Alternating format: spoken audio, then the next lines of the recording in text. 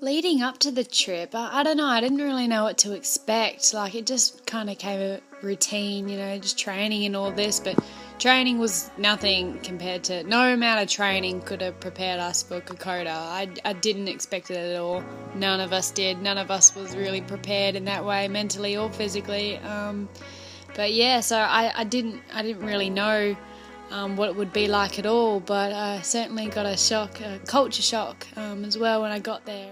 I was definitely looking forward to just getting away from everything, like all the drama that school entailed, even friends, even though I love them, but just sometimes just got to get away. Getting away from everything. I definitely was not looking forward to the toilet facilities on the track. Yeah, we heard about them. They weren't good. It was basically the floor. I didn't really think about what the trek was going to be like. I knew it was going to be hard. Didn't think it was going to be that hard. But I didn't really put much thought into what it was going to be like because I wanted to kind of surprise myself. And I wanted to get a more kind of natural feeling to being there and stuff instead of already having seen it and had everything explained so I'd know what to do, I guess. I just kind of wanted to be at one with everything without technology interfering, I guess. The terrain of Kokoda was unbelievable. It was something, I've never seen anything like that before in my life. It looks like there should have been dinosaurs running around.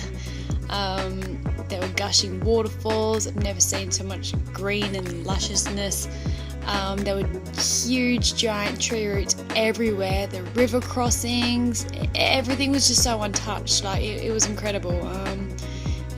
When it was raining, there was mud everywhere, and it was so deep and slippery and hard to walk in.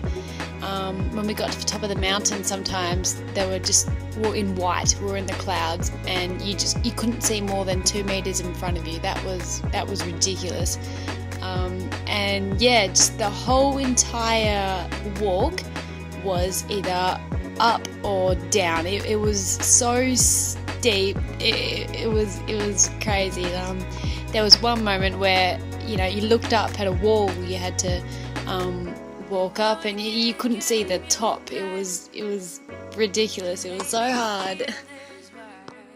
Best bit of the trek was definitely just the bonding with the friends and the laughs along the way, and at night times, the laughs at night time, and the D&Ms, and just bonding also with the porters. Like, that was incredible. Oh, and the banana.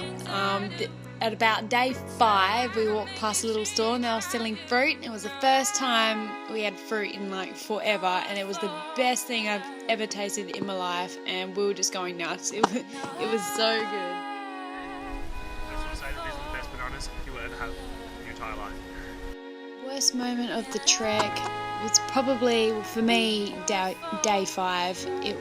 That was breaking point. Mentally, physically, I honestly thought I was going to die.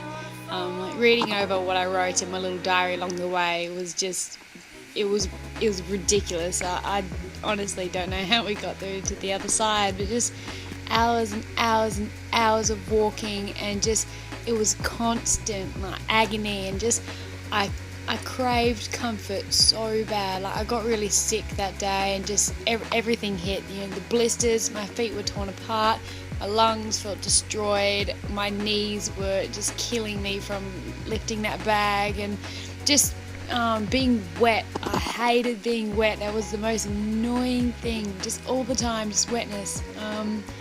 I just craved and really missed the comfort. Most of all, that was really hard to go from one extreme to the other. My highlight of the trek? I don't really know if there was a singular, best thing. It was all pretty great.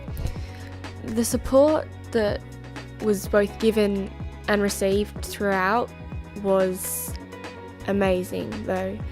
And everybody just getting along, whether we were all from Youth Focus, from South Australia and Youth Focus, or it was the porters. Just everybody got on so well. Everybody supported each other. It was amazing. The view though, that was beautiful. And the people, just in general. I don't know, everything, even, God forbid, even the pain, it made it seem, well, it didn't make it seem, but it was real. What did I learn from the trip? I actually learned a lot. I definitely learned what I could do, especially if I put my mind to it. Like, I didn't actually think that I was going to be able to walk Kokoda. I thought that, somebody would end up going home and I'd just tag along with them. Or I'd end up going home, yeah. I'm definitely a lot stronger than I thought. Smarter, more emotional. I know that, I didn't actually think that any of the people in our group would, like me. But, they all did. So, I guess I'm not as bad as I thought I was. My socialising skills have kind of gone through the roof.